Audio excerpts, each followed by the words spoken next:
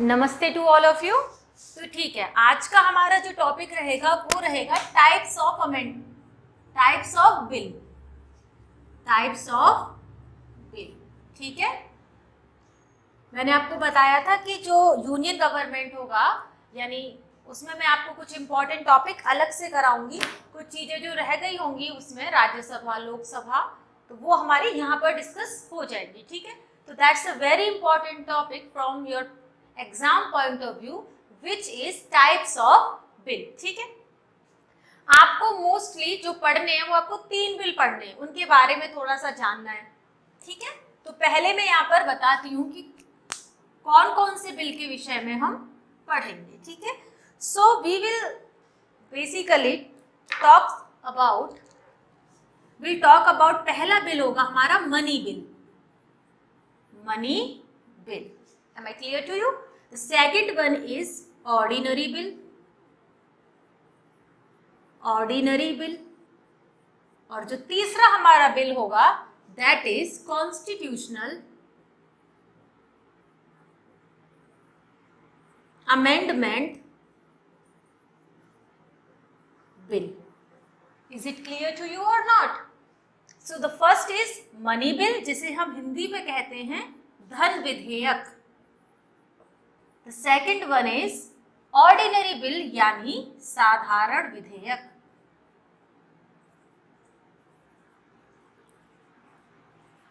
And third one is constitutional amendment bill, संवैधानिक संशोधन,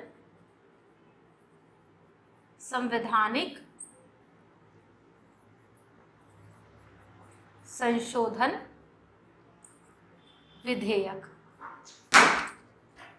ठीक है, संवैधानिक संशोधन विधेयक। तो ये 3 बिल्स हैं जिसके विषय में हम पढ़ेंगे और जानेंगे एक एक बिल को अच्छी तरह से। ठीक है, तो आप पहले इस तरह से इसका फ्लो चार्ट बना लो कि types of bill we will discuss about money bill, ordinary bill and constitutional amendment bill, धन विधेयक, साधारण विधेयक, संवैधानिक संशोधन विधेयक। ठीक है, एक एक करके अब अच्छी तरह से इसको डील करते हैं। सबसे पहले जो हम बिल पढ़ेंगे that is money bill. Okay, चलिए, तो टाइप्स ऑफ बिल में the first bill which we are going to discuss is money bill. Which bill? Money bill.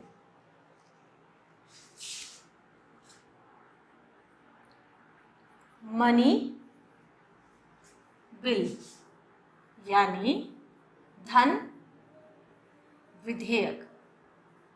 Please do remember कि जो मनी बिल हम बात कर रहे हैं वो हम यूनियन गवर्नमेंट का बात कर रहे हैं, क्योंकि मैंने यूनियन गवर्नमेंट ही आपको फिनिश कराया है, उसका एग्जीक्यूटिव पार्ट और उसका जो लेजिस्लेटिव पार्ट है that is Lok Sabha Rajya Sabha.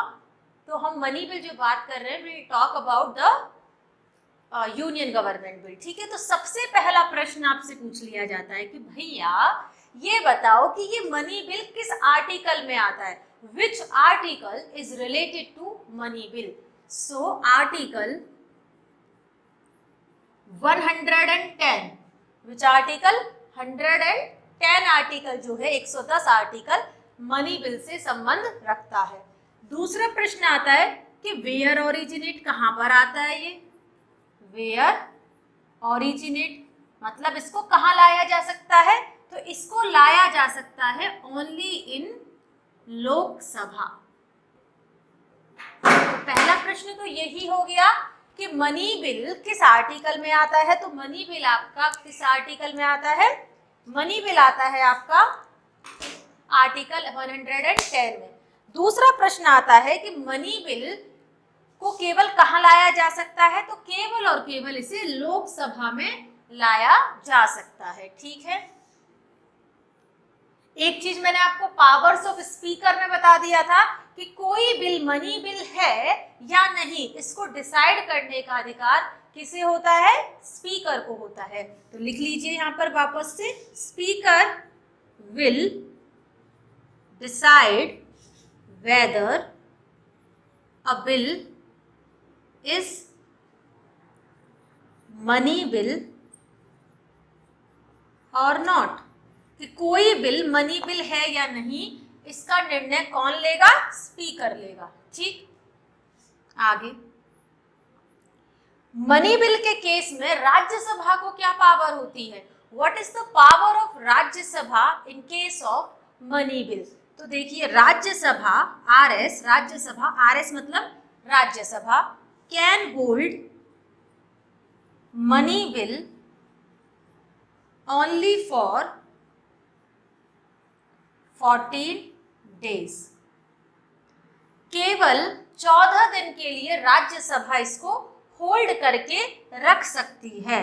Rajya Sabha can not amend it, ना तो इसमें संशोधन कर सकती ना रिजेक्ट कर सकती है।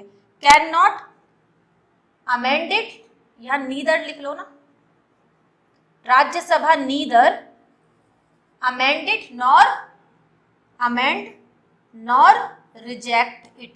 राज्यसभा ना तो मनी बिल में कोई संशोधन कर सकती है और ना ही उसे रिजेक्ट कर सकती है, ठीक है, ना उसे वापस भेज सकती है, ठीक है। So this is the money bill. Money bill article 110 110 article talks about money bill. Money bill can originate only in Lok Sabha. Money bill केवल लोकसभा में आ सकता है। कोई बिल मनी बिल है या नहीं इसका डिसीजन स्पीकर लेगा। राज्यसभा के पास क्या पावर्स होती हैं regarding money bill? Rajya Sabha can hold money bill only for 14 days. 14 दिन के लिए उसे होल्ड करके रख सकती है। राज्यसभा ना तो इसे अमेंड कर सकती है, ना इसे रिजेक्ट कर सकती है और ना वापस कंसीडरेशन के लिए भेज सकती है। क्लियर है? चलिए कुछ और जानो मनी बिल के बारे में।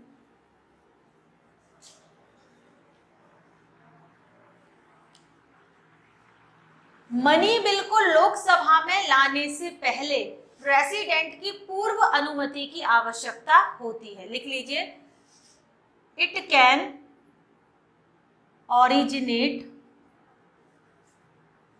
ओनली ऑन प्रायर परमिशन या रिकमेंडेशन, जो भी लिख लें, only on prior permission of president. राष्ट्रपति की पूर्व अनुमति पर ही मनी बिल को लोकसभा में लाया जा सकता है। क्लियर है? So this is about the money bill. अच्छा, मनी बिल के केस में कोई जॉइंट सिटिंग नहीं हो सकती। जॉइंट सिटिंग क्या होती है? देखिए, जॉइंट सिटिंग का मतलब है जब कोई बिल पास नहीं हो रहा होता है उस वक्त लोकसभा को और राज्यसभा को प्रेसिडेंट महोदय कहते हैं भैया आओ और इस बिल को पास करो, तो उसे हम कहते हैं संयुक्त बैठक, जिसकी अध्यक्षता स्पीकर करता है। लेकिन मनी बिल के केस में ऐसा नहीं हो सकता। There is no provision of joint sitting in case of money bill. तो no provision for joint sitting. Joint sitting क्या होता है? संयुक्त बैठक। तो संयुक्त बैठक का भी कोई प्रावधान मनी बिल के केस में नहीं होता। Is it clear to you about the money bill? Okay, so moving to the next bill. Fine. अब आइए आप दूसरा बिल जो है आपका ऑर्डिनरी बिल, जिसे आप कहते हैं साधारण विधेयक।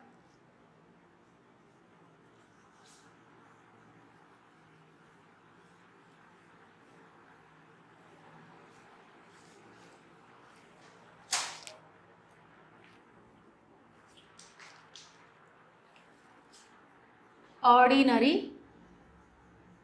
बिल यानी साधारण विधेयक। जैसे नॉर्मल लॉज बनते हैं वो साधारण विधेयक, वही ऑर्डिनरी बिल। किस आर्टिकल में आता है ये? तो आर्टिकल 107, 107 आर्टिकल में आपके आते हैं कौन से? ऑर्डिनरी बिल, साधारण विधेयक आपके किस आर्टिकल में आते हैं? 107 में, ठीक है।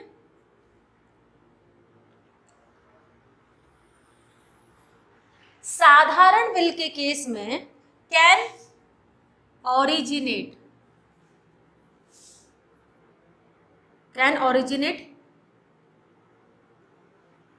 in either house of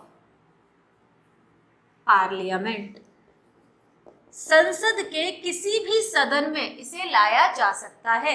इसे लोकसभा में भी लाया जा सकता है और इसे राज्यसभा में भी लाया जा सकता है। ठीक है, लोकसभा में भी आप ऑर्डिनरी बिल को ला सकते हैं, चाहे तो आप राज्यसभा में लाए, ऐसी कोई पाबंदी नहीं है। ठीक है, Rajya Sabha can hold ordinary bill for 6 month, 6 महीने के लिए राज्यसभा इसे होल्ड करके रख सकती है। दोनों की इक्वल पावर्स होती हैं इन केस ऑफ ऑर्डिनरी बिल के केस में। जॉइंट सिटिंग यहाँ पर हो सकती है। जॉइंट सिटिंग, अगर बिल पास नहीं हो रहा है, 6 महीने से ज्यादा हो चुके हैं, तो प्रेसिडेंट जी क्या करेंगे, जॉइंट सिटिंग का प्रावधान करेंगे। तो यहाँ पर जॉइंट सिटिंग हो सकती है, जॉइंट सिटिंग आकर। ठीक है, so this much information is sufficient about ordinary bill कि भैया ऑर्डिनरी बिल आपका आर्टिकल 107 में आता है। ऑर्डिनरी बिल संसद के किसी भी सदन में आ सकता है। ऑर्डिनरी बिल के केस में राज्यसभा 6 महीने के लिए इसे होल्ड करके रख सकती है और ऑर्डिनरी बिल जो है उसमें जॉइंट सिटिंग हो सकती है, संयुक्त बैठक हो सकती है। ठीक है, चलो हो गया ऑर्डिनरी बिल। इसके बाद मैंने आपको बताया ये जॉइंट सिटिंग इसमें हो सकती है, तो जरा जॉइंट सिटिंग के विषय में थोड़ा जान लें। पहले कॉन्स्टिट्यूशनल अमेंडमेंट बिल पे जाने से पहले हम यहाँ पर जॉइंट सिटिंग को थोड़ा सा समझ लेते हैं। Joint sitting, it's a note for you.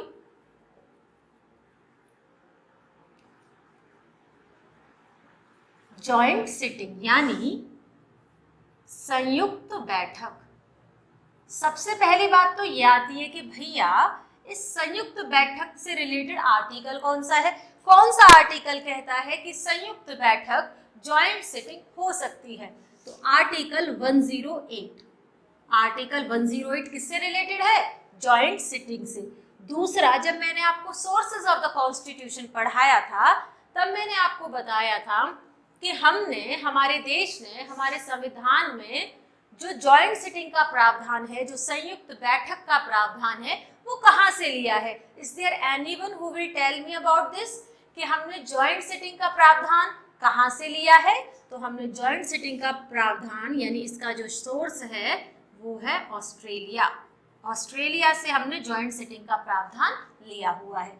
फिर बात आती है कि जॉइंट सिटिंग होती कब है। ये तो मैं आपको बार बार बता चुकी हूँ कि जब कोई बिल पास नहीं होता, तो बहुत टाइम गुजर गया होता है उस बिल को, तो प्रेसिडेंट लोकसभा और राज्यसभा की संयुक्त बैठक करा देते हैं उस बिल को पास करने के लिए।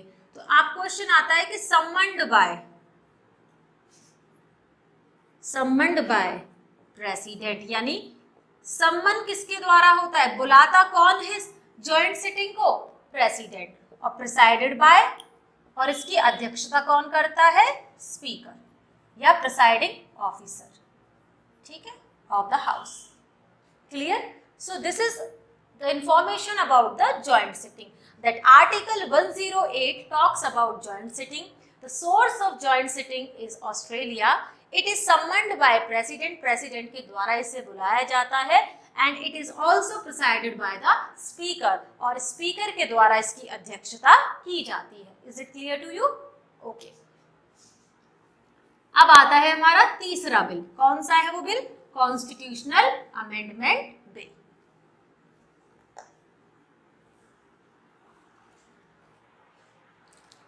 Constitutional, the third bill is this.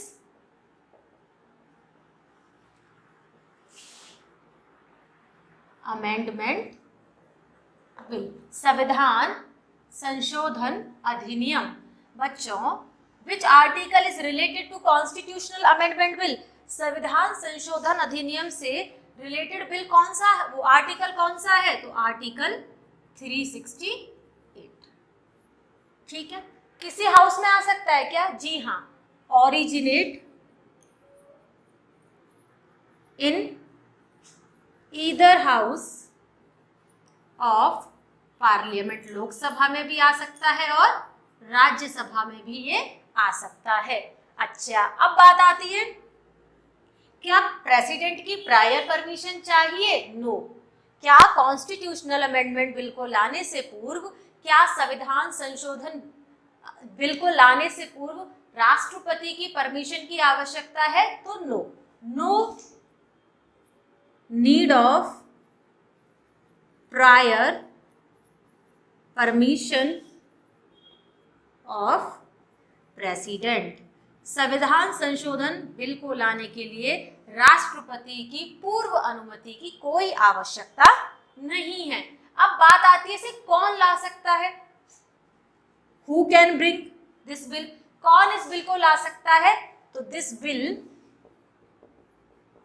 Bill can bring by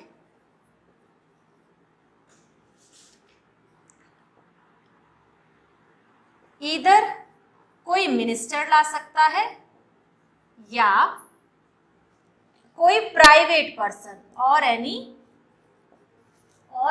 private person.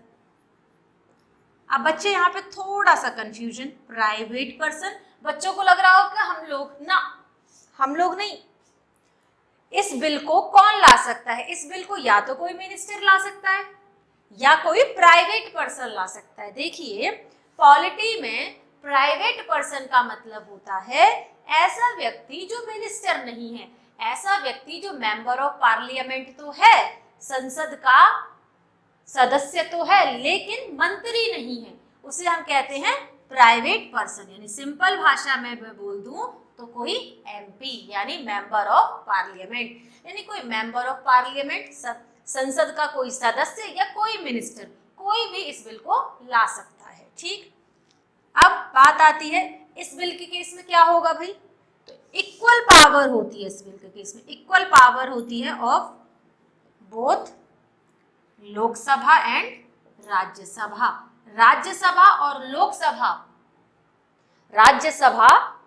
Lok Sabha के पास इस बिल के केस में इक्वल पावर्स होती हैं। ठीक है, कैसे अभी बताती हूँ।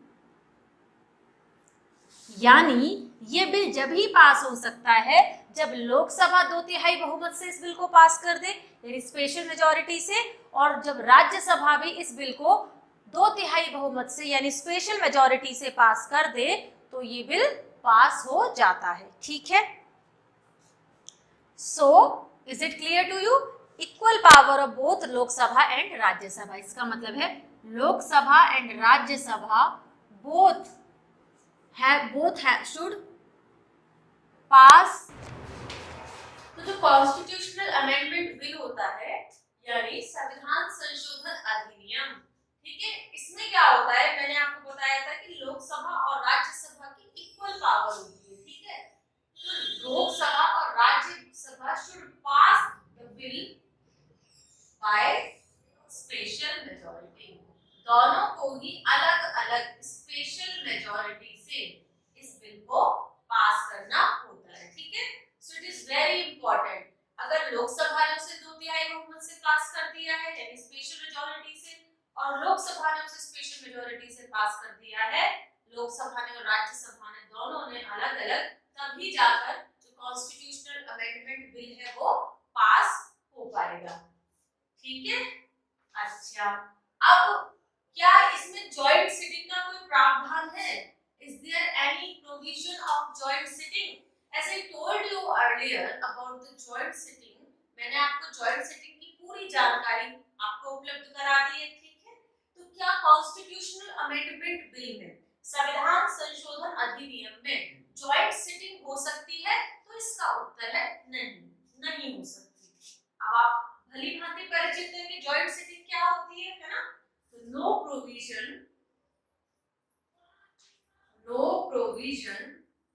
For joint sitting, joint sitting का कोई प्रोविजन नहीं होता है। ठीक, चलिए, अच्छा, अगली चीज क्या है इसमें? अब बिल मान लीजिए लोकसभा ने भी पास कर दिया है और राज्यसभा ने भी पास कर दिया है, तो मंजूरी के लिए, एसेंट के लिए बिल कहां पर जाएगा? राष्ट्रपति जी के पास। और राष्ट्रपति जी को अपना एसेंट, अपनी मंजूरी इस बिल को देनी ही होगी। प्रेसिडेंट मस्ट गिव हिज या हर assent on this bill। तो मस्ट कंडीशन आ गई कि राष्ट्रपति जी को इस बिल पर अपनी मंजूरी देनी ही होगी। तो ये है हमारा कॉन्स्टिट्यूशनल अमेंडमेंट बिल। ठीक है, तो हमारे तीनों तरह के इंपॉर्टेंट बिल्स हो चुके हैं। मैंने आपको मनी बिल बता दिया है, मैंने आपको ऑर्डिनरी बिल बता दिया है, मैंने आपको कॉन्स्टिट्यूशनल अमेंडमेंट बिल भी बता दिया है। ठीक है, तो इस तरह से हमारे जो इंपॉर्टेंट बिल थे from exam point of view, वो हमने अच्छी तरह से पूरे डिस्कस कर लिए हैं। ठीक है, money bill, constitutional amendment bill and ordinary bill. तो इस तरह से हमारा जो टॉपिक है टाइप्स ऑफ बिल, ये समाप्त हो जाता है। अगर आपको कोई डाउट है तो आप प्लीज मुझे बताइएगा। ठीक है, तो आज के लिए इतना ही। Thank you.